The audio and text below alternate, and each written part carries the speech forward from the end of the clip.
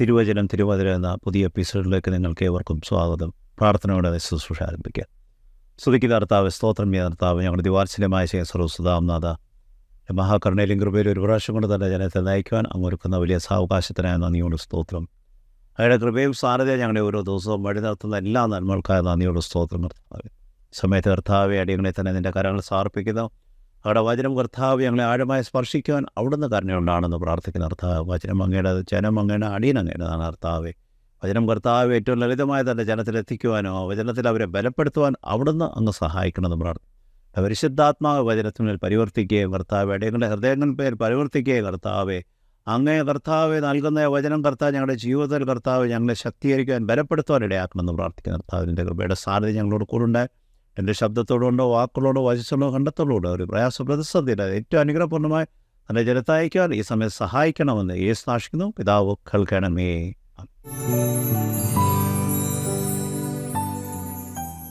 ദൈവത്തിൻ്റെ പുണ്യനാമത്തിന് മഹത്വം ഉണ്ടായിരിക്കട്ടെ. നമ്മളെപ്പോഴും കേൾക്കുന്ന ഒരു കാര്യമാണ് വിശ്വാസത്തിൻ്റെ പൂർണ്ണത. എന്താണ് യഥാർത്ഥത്തിൽ വിശ്വാസത്തിൻ്റെ പൂർണ്ണത? വിശ്വാസം എന്ന് പറയുമ്പോൾ എന്താണ്? പലപ്പോഴും വിശ്വാസം എന്ന് പറയുമ്പോൾ നമ്മുടെയൊക്കെ ചിന്തകളിൽ കടന്നു വരുന്നത് അതൊരു ആത്മീയ മേഖലയിലൊരു കാര്യമാണ്. കാണാത്ത കാര്യത്തെപ്പറ്റി ഉള്ളൊരു പൂർണ്ണ ദൃഢനിശ്ചയം വിശ്വാസം. ലൗകികമായി നോക്കുമ്പോൾ അത് കൂടുതലും കുഞ്ഞുങ്ങളിലാണത് കാണുവാൻ ഇടയാകുന്നത്. തൻ്റെ മാതാപിതാക്കളിലുള്ള വിശ്വാസം, അവരെ ചെറുപ്രായത്തിൽ അവരെ നാം കൊണ്ടുപോകുമ്പോൾ, അവർ നമ്മുടെ കൈക്ക് പിടിക്കുമ്പോൾ അവർക്കൊരു വിശ്വാസമുണ്ട്, എനിക്ക് ഒരു പ്രതിസന്ധിയും കടന്നു വരികയില്ല, എനിക്ക് ഒരു ആപത്തും കടന്നു വരികയില്ല. ആ വിശ്വാസത്തോടെയാണ് നമ്മൾ വിരലാണെങ്കിൽ പോലും, വിരൽ പിടിച്ചാൽ പോലും അവർക്ക് ആ വിശ്വാസമുള്ളത്. ഒരു ആത്മീയ ജീവിതത്തിൽ വിശ്വാസത്തിൻ്റെ പൂർണ്ണത എന്ന് പറയുമ്പോൾ ആ വിശ്വാസത്തിൻ മൂലം എൻ്റെയും നിങ്ങളുടെയും ജീവിതത്തിൽ ദൈവത്തിൻ്റെ പ്രവർത്തനങ്ങൾ എങ്ങനെയായി തീരാനിടയാകുമെന്നും, ആ വിശ്വാസത്തിൽ നാം മുൻപോട്ട് കടന്നു പോകുമ്പോൾ നാം എത്രമാത്രം അതിനുവേണ്ടി ത്യാഗങ്ങൾ, കഷ്ടങ്ങൾ, നഷ്ടങ്ങൾ സഹിക്കുവാൻ കഴിയുമെന്നും ഒന്ന് ചിന്തിക്കേണ്ടിയിരിക്കുന്നു. വിശ്വാസത്തിൻ്റെ പൂർണ്ണത എന്ന് പറയുമ്പോൾ ഒന്നും നഷ്ടപ്പെടാതെ, ഒരു ത്യാഗവുമില്ലാതെ ഒരിക്കലും ലഭ്യമാകില്ല. അതിൻ്റേതായ മാനദണ്ഡങ്ങളുണ്ട്. പക്ഷെ അപ്രകാരമുള്ള വിശ്വാസത്തിൻ്റെ പൂർണ്ണതയിൽ ജീവിക്കുമ്പോൾ വിശ്വാസത്തിൻ്റെ മഹത്വവും ശക്തിയും നമുക്ക് അനുഭവമാക്കുവാനും കഴിയും. ഇന്ന് ഈ സമയത്ത് അല്പസമയം നിങ്ങളോടൊപ്പം ധ്യാനിക്കുവാൻ ആഗ്രഹിക്കുന്നത് ലൂക്കോസിൻ്റെ സുവിശേഷം 8-ാം അധ്യായം 42-ാം വാക്യത്തിൽ ഇപ്രകാരമാണ് പറയുന്നത്. അവൻ അവളോട് മകളെ, നിന്റെ വിശ്വാസം നിന്നെ രക്ഷിച്ചിരിക്കുന്നു. മകളെ, നിന്റെ വിശ്വാസം നിന്നെ രക്ഷിച്ചിരിക്കുന്നു. സമാധാനത്തോടെ പോകുക എന്ന് പറഞ്ഞു. നമുക്ക് വ്യക്തമായി അറിയാം ഇത് ആരോടാണ് പറയുന്നത്. പക്ഷേ അതിൻ്റെ മുൻപോട്ടുള്ള വാക്യവും പിൻപോട്ടുള്ള കാര്യങ്ങളും നാം ഒന്ന് ചിന്തിക്കേണ്ടിയിരിക്കുന്നു.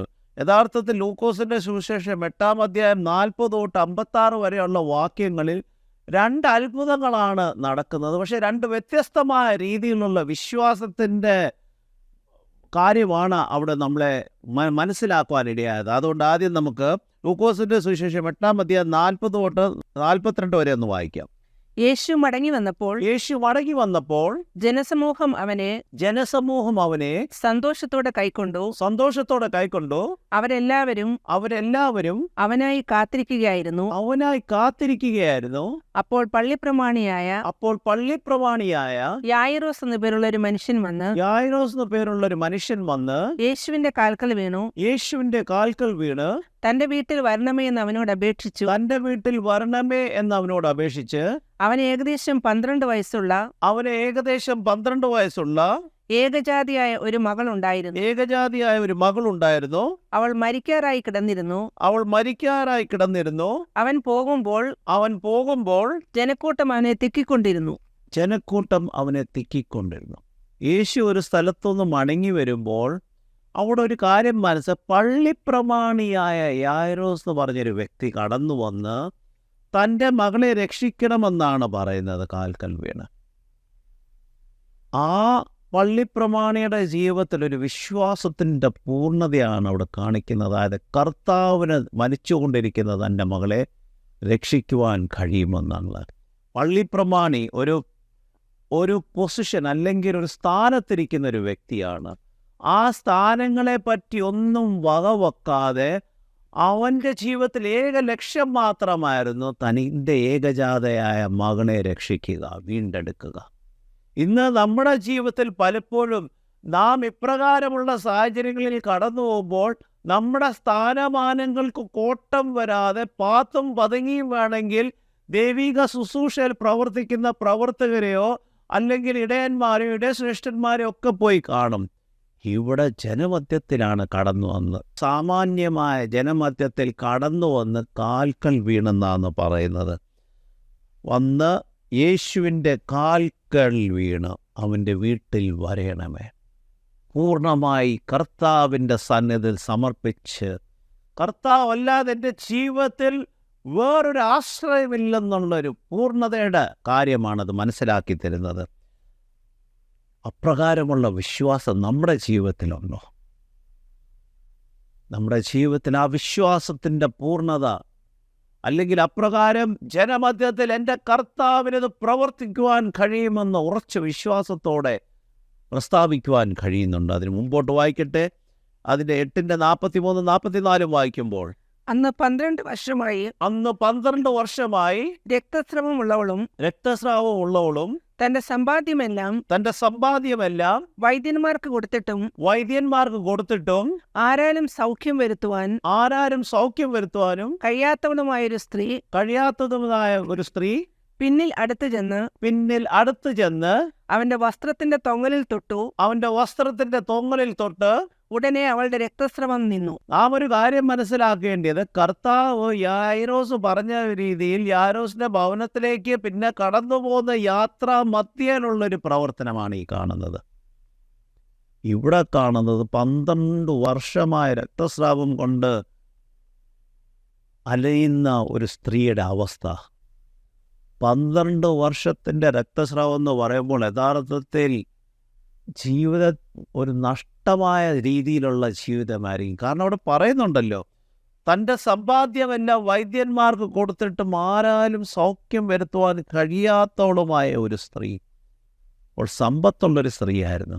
ആ സമ്പാദ്യം മുഴുവൻ നഷ്ടപ്പെട്ട അവസ്ഥ, ശാരീരിക അവസ്ഥ ശോഷിച്ച അവസ്ഥ. രക്തസ്രാവം എന്ന് പറയുമ്പോൾ അതിൻ്റേതായ പ്രതിസന്ധിയിൽ കടന്നു പോകുമ്പോൾ, 12 വർഷമായി കടന്നു പോകുമ്പോൾ യഥാർത്ഥത്തിൽ ജീവിതത്തിലൊരു ബലമില്ലാത്ത അവസ്ഥയായിരിക്കും. അവയൊന്നും വകവെക്കാതെയാണ് ഈ തിക്കും തിരക്കിൻ്റെ അടിയിൽ കടന്നു വന്ന് കർത്താവിൻ്റെ വസ്ത്രത്തിലൊന്ന് തൊട്ടാൽ സൗഖ്യമാകും എന്നുള്ള വിശ്വാസത്തോടെ കടന്നു വരുന്നത്.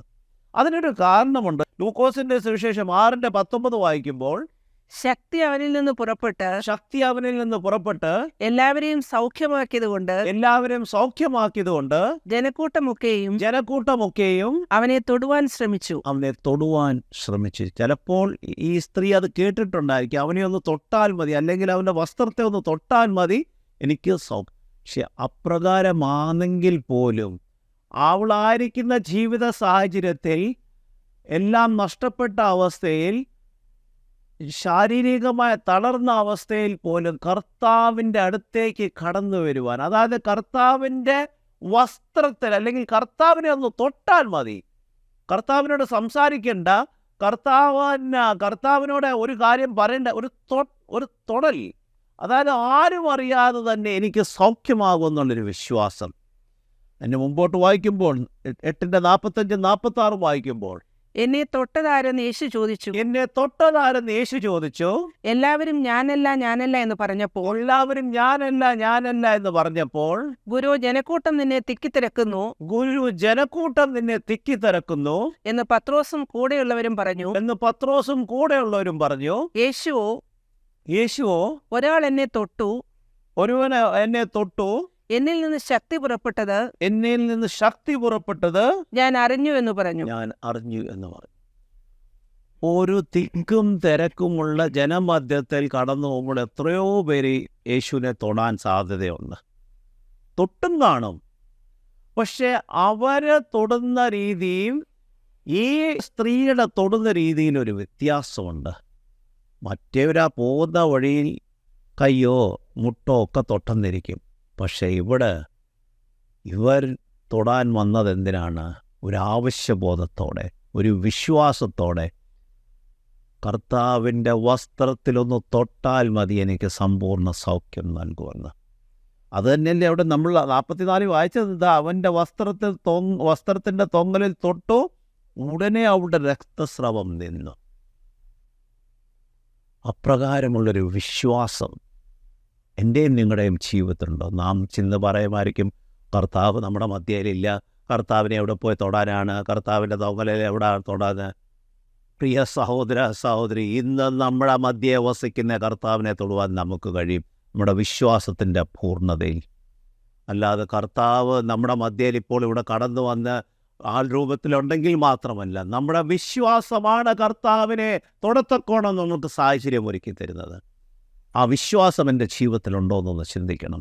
നാം ക്രിസ്ത്യാനികളായി ജനിച്ചത് കൊണ്ടല്ല, ക്രിസ്തുവിനെ വിശ്വസിക്കുന്നത് കൊണ്ടല്ല, ആരാധനകളിൽ കടന്നു പോകുന്നത് കൊണ്ടല്ല, തിരുമേശകൾ സംബന്ധിക്കുന്നത് കൊണ്ടല്ല, എങ്കിലോ എൻ്റെ കർത്താവ് എനിക്ക് വേണ്ടി പ്രവർത്തിക്കുവാൻ കഴിയുമെന്നുള്ളൊരു വിശ്വാസമാണ് എൻ്റെയും നിങ്ങളുടെയും ജീവിതത്തിൽ വേണ്ടിയത്.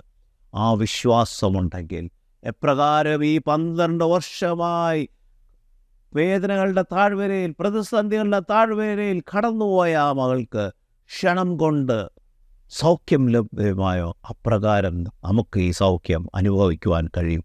പക്ഷെ അതിനായി നമ്മളെ തന്നെ ഒന്ന് ഒരുക്കണം. എൻ്റെ മുമ്പോട്ട് വായിക്കട്ടെ, 47, 48 വായിക്കുമ്പോൾ, തനിക്ക് മറഞ്ഞിരിക്കുവാൻ കഴിയുകയില്ല എന്ന് സ്ത്രീ മനസ്സിലാക്കിയപ്പോൾ അവൾ വിറച്ചുകൊണ്ട് അവന്റെ മുമ്പിൽ വീണു. അവനെ തൊട്ട വസ്തുതയും തൽക്ഷണം താൻ സൗഖ്യമായതും സകല ജനവും കേൾക്കെ അവൾ അറിയിച്ചു. അവൻ അവളോട് മകളെ, നിന്റെ വിശ്വാസം നിന്നെ രക്ഷിച്ചിരിക്കുന്നു, സമാധാനത്തോടെ പോകുക എന്ന് പറഞ്ഞു. നാം ഒരു കാര്യം ഇവിടെ മനസ്സിലാക്കണം. അന്ന് യഹൂദ ജനമധ്യേ യഥാർത്ഥത്തിൽ അവർ മോശയുടെ നിയമപ്രകാരം ജീവിക്കുന്ന ഒരു കാലയളവാണ്. അപ്രകാരമാണെങ്കിൽ രക്തസ്രാവമുള്ളൊരു സ്ത്രീ ജനമധ്യത്തിൽ കടന്നു വരുവാൻ കഴിയത്തില്ല. അവൾ ആരെങ്കിലും തൊട്ടാൽ അത് അശുദ്ധമാകും, അത് വലിയ പ്രയാസങ്ങൾ, പ്രതിസന്ധികൾ സൃഷ്ടിക്കും. ഇവയൊന്നും വകവെക്കാതെയാണ് ഈ മകൾ കടന്നു വരുന്നത്, ഈ സ്ത്രീ കടന്നു വരുന്നത്. അതുകൊണ്ടാണ് അവിടെ പറയുന്നത്, മനസ്സിലാക്കിയപ്പോൾ അവൾ വിറച്ചുകൊണ്ട് അവൻ്റെ മുമ്പിൽ വീണു. കാരണം എന്തായിരിക്കും പ്രതികരണം എന്നറിയില്ല. പ്രത്യേകിച്ചും കർത്താവിനെ ഗുരുവായി കാണുന്ന ഒരു ജനമധ്യത്തിലാണ് ആ സ്ത്രീ കർത്താവിനെ തൊടുന്നത്. ആ സ്ത്രീയുടെ പ്രതികരണത്തിൽ നാം ഒരു കാര്യം മനസ്സിലാക്കണം. ആ കാലയളവിൽ മോശയുടെ കൽപ്പന പ്രകാരം ജീവിക്കുന്ന കാലയളവിലായതുകൊണ്ട് അവളുടെ അവസ്ഥ മനസ്സിലാക്കി കഴിഞ്ഞാൽ ജനത്തിൻ്റെ പ്രതികരണം എന്തായിരിക്കും, തന്മൂലം ആ പ്രതികരണം മൂലം വരാൻ പോകുന്ന ഭവിഷ്യത്തുകളെയൊക്കെ ആ സമയത്ത് ഒരു ക്ഷണം ആ മനസ്സിൽ കടന്നുകൂടി കാണും. കടന്നുകൂടിയ മാത്രമല്ല, ചിലപ്പോൾ അത് മനസ്സിലുണ്ടായിരുന്നായിരിക്കും. എങ്കിൽ പോലും ധൈര്യത്തോടെ ഈ പ്രതിസന്ധികളെയും ഈ കാര്യങ്ങളെ വകവെക്കാതെ മുൻപോട്ട് കടന്നു വന്ന് ജനമധ്യത്തിൽ കർത്താവിൻ്റെ വസ്ത്രത്തെ തൊടത്തക്കണമുള്ള ധൈര്യമാണ്, വിശ്വാസത്തിൻ്റെ ഉറപ്പാണ് ആ മകൾക്ക് ആ ക്ഷണം അവിടെ സൗഖ്യം ലഭ്യമാകുന്നത്. അതുകൊണ്ടാണ് ആ കർത്താവ്, മകളെ, നിൻ്റെ വിശ്വാസം നിന്നെ രക്ഷിച്ചിരിക്കുന്നു. കർത്താവ് വരെ ഒന്നും അവിടെ പറഞ്ഞില്ല.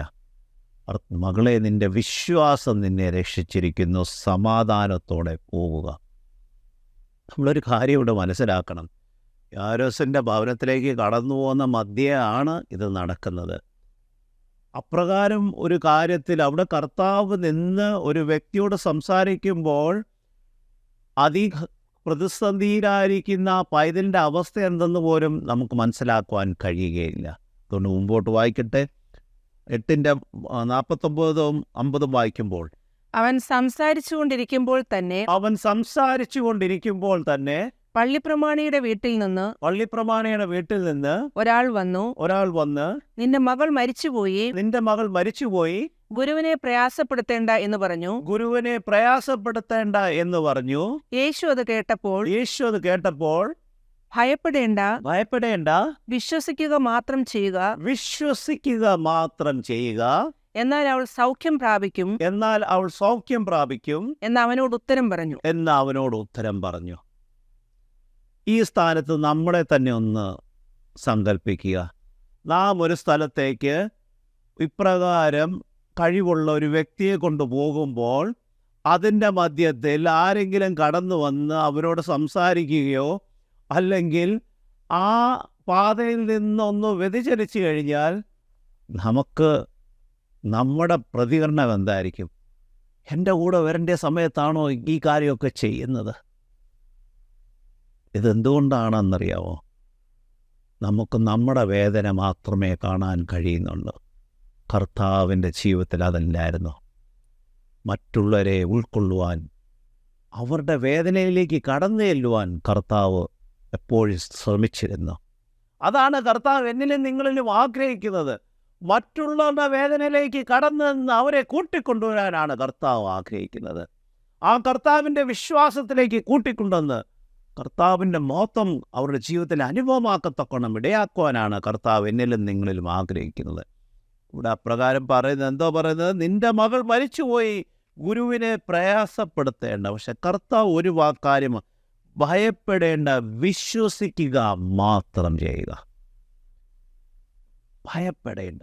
ഭയമാണ് പലപ്പോഴും നമ്മളെ വിശ്വാസത്തിൽ നിന്ന് മാറ്റിക്കളയുന്നത്. വിശ്വാസത്തിൽ ഉറച്ചു നിൽക്കുവാൻ കഴിയാതെ പോകുന്ന നമ്മുടെ ജീവിതത്തിലെ ഭയമാണ്. എന്തു ഭവിക്കും? അയ്യോ, സമയം കഴിഞ്ഞു കഴിഞ്ഞാൽ എന്ത് വന്ന് ഭവിക്കും? ഈ ഭയമാണ് പലപ്പോഴും നമ്മളെ വേണ്ട രീതിയിൽ വിശ്വാസത്തിലേക്ക് മുന്നേറുവാൻ ഇടയാക്കുവാൻ കഴിയാതെ പോകുന്നത്. പക്ഷേ കർത്താവ് നമ്മളിൽ കൂടെ ആഗ്രഹിക്കുന്നത്, നിങ്ങളുടെ ജീവിതയാത്രയിൽ വേദനകളുടെ മധ്യത്തിലായിരിക്കും കടന്നു പോകുന്നത്, പ്രതിസന്ധികളുടെ മധ്യത്തിലായിരിക്കും കടന്നു പോകുന്നതെങ്കിലും മറ്റുള്ളവരെ ഉൾക്കൊണ്ടുകൊണ്ട് അവരെ കൂടി കൂട്ടിച്ചേർക്കുവാനാണ് കർത്താവ് ആഗ്രഹിക്കുന്നത്. അതാണ് കർത്താവ് യഥാർത്ഥത്തിൽ അവിടെ കാണിച്ചത്. ആ കർത്താവിൻ്റെ വസ്ത്രത്തിൽ തൊട്ട് സൗഖ്യമാകിയ മകൾക്ക് കർത്താവിനറിയാം ആരാണ് സൗഖ്യമായെന്നും എങ്ങനെയാണ് സൗഖ്യമായെന്നും അറിയാം. അവിടെ ചോദിക്കേണ്ട ഒരു കാര്യവുമില്ല. പക്ഷെ കർത്താവ് ലോകത്തിന് കാണിച്ചു കൊടുക്കുകയാണ്. എത്ര തിരക്കേറിയ അവസ്ഥയായാലും, എത്ര തിരക്കേറിയ ജീവിത സാഹചര്യങ്ങളായാലും, നിങ്ങളുടെ അടുത്തൊരാൾ കടന്നു വന്നാൽ, ഒരാവശ്യത്തിനായി കടന്നു വന്നാൽ അവരെ ഉൾക്കൊള്ളുക, സ്വീകരിക്കുകയാണെന്ന് പഠിപ്പിക്കുന്നത്. അതുമാത്രമല്ല, കർത്താവിൻ്റെ ജീവിതത്തിലെ പ്രവർത്തന ശൈലിയെപ്പറ്റി കൂടെയാണ്. എത്ര വലിയ പ്രതിസന്ധി ആയിക്കൊള്ളട്ടെ, അതിൻ്റെ മധ്യത്തിൽ പ്രവർത്തിക്കത്തക്കണം കർത്താവിന് കഴിയും. ആ വിശ്വാസത്തിൻ്റെ പൂർണ്ണത, വിശ്വാസത്തിൻ്റെ ദൃഢനിശ്ചയത്തോടുള്ള വിശ്വാസം, അതായത് എൻ്റെ ദൈവം, എൻ്റെ കർത്താവ് എനിക്ക് വേണ്ടി പ്രവർത്തിക്കും, എന്നെ വിടുവിക്കുവാൻ കഴിയുമെന്നുള്ളൊരു വിശ്വാസം. ആ വിശ്വാസമാണ് ആ 12 വർഷമായി രക്തസ്രവത്തിൽ കടന്നുപോയ ആ മകൾക്ക് സൗഖ്യം ലഭ്യമാകുവാൻ ഇടയായത്. ലൂക്കോസിൻ്റെ സുവിശേഷം 8:51-53 വരെ വായിക്കുമ്പോൾ, വീട്ടിലെത്തിയപ്പോൾ പത്രോസ്, യോഹന്നാൻ,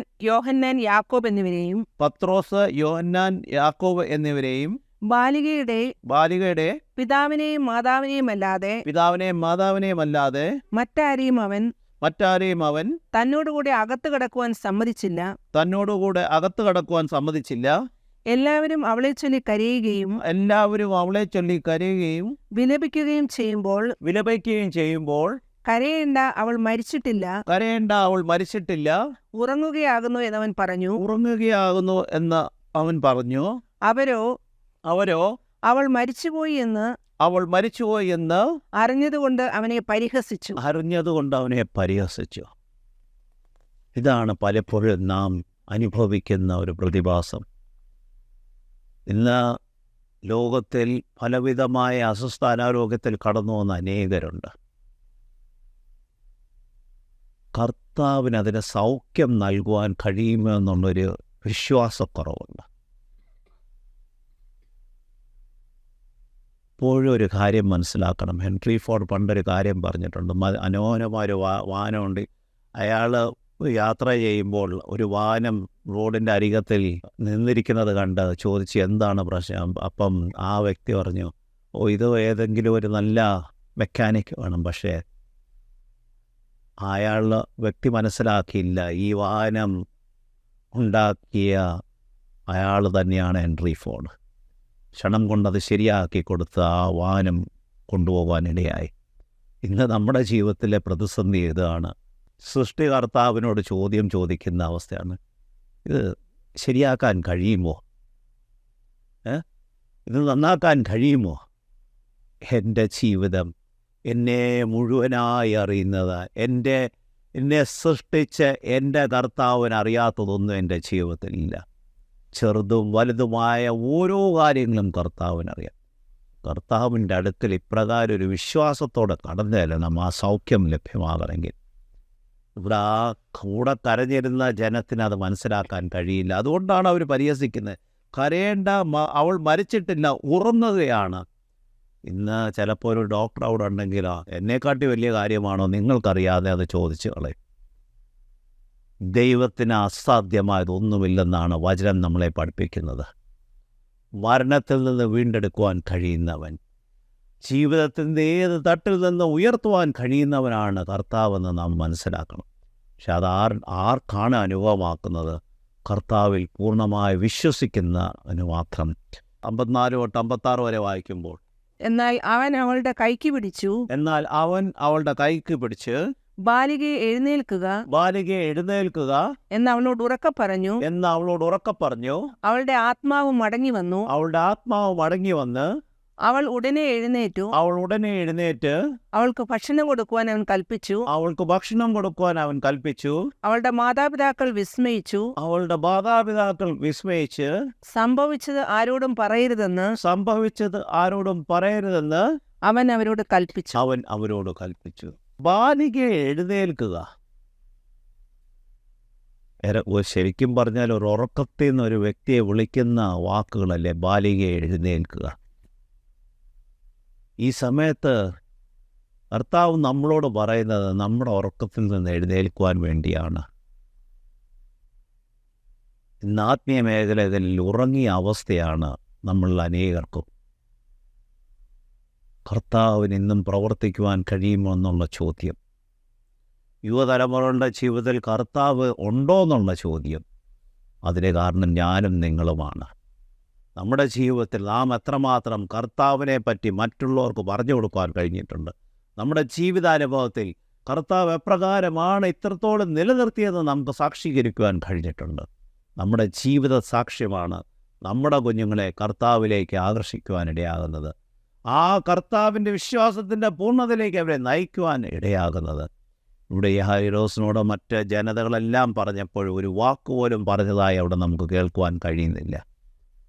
കാരണം യായിറോസ് കടന്നു വന്നപ്പോൾ മരണക്കിടക്കയിലായ തൻ്റെ മകളെ വീണ്ടെടുക്കുവാൻ, ജീവിപ്പിക്കുവാൻ കഴിയുന്ന ഒരുവൻ മാത്രമേ ഉള്ളൂ അറിയാമായിരുന്നു, അത് യേശു കർത്താവാണെന്ന്. അതുകൊണ്ടാണ് യേശുവിൻ്റെ കാലിൽ വന്ന് വീണ് വണങ്ങി പറയുന്നത്, നീ എൻ്റെ മകളെ വീണ്ടെടുക്കണം, ജീവിപ്പിക്കണമെന്ന്. താനായിരുന്ന സ്ഥാനമാനങ്ങളെപ്പറ്റി വകവെക്കാതെ തൻ്റെ കർത്താവിൻ്റെ അടുത്തിലേക്ക് കടന്നു വരാൻ ഒരു മടിയുമില്ലാതെ കടന്നു വന്നപ്പോഴാണ് കർത്താവിൻ്റെ പ്രവർത്തനം കാണുവാൻ കഴിയുന്നത്. ഈ സമയത്ത് നാം വ്യത്യസ്തമായ 2 അത്ഭുതങ്ങൾക്കാണ് സാക്ഷ്യം വഹിച്ചത്. ഒന്ന്, 12 വർഷമായി രക്തസ്രവത്തിൽ കടന്നുപോയ, മറ്റ് പ്രതികരണങ്ങളെ വകവെക്കാതെ കർത്താവിൻ്റെ വസ്ത്രത്തിലൊന്ന് തൊട്ടാൽ മാത്രം മതി എനിക്ക് സൗഖ്യം ലഭ്യമാകുമെന്നുള്ള വിശ്വാസത്തോടെ കടന്നു വന്ന ആ മകളുടെ അവസ്ഥ. രണ്ടാമത്, എൻ്റെ ഭവനത്തിലേക്ക് കടന്നു വന്നാൽ കർത്താവ് എൻ്റെ മകളെ ജീവിക്കുമെന്നുള്ളൊരു വിശ്വാസത്തിലുള്ളൊരു പിതാവ്. ഈ സമയത്ത് നമ്മുടെ വിശ്വാസം എങ്ങനെയാണ്? ആ പിതാവിനെ പോലാണോ?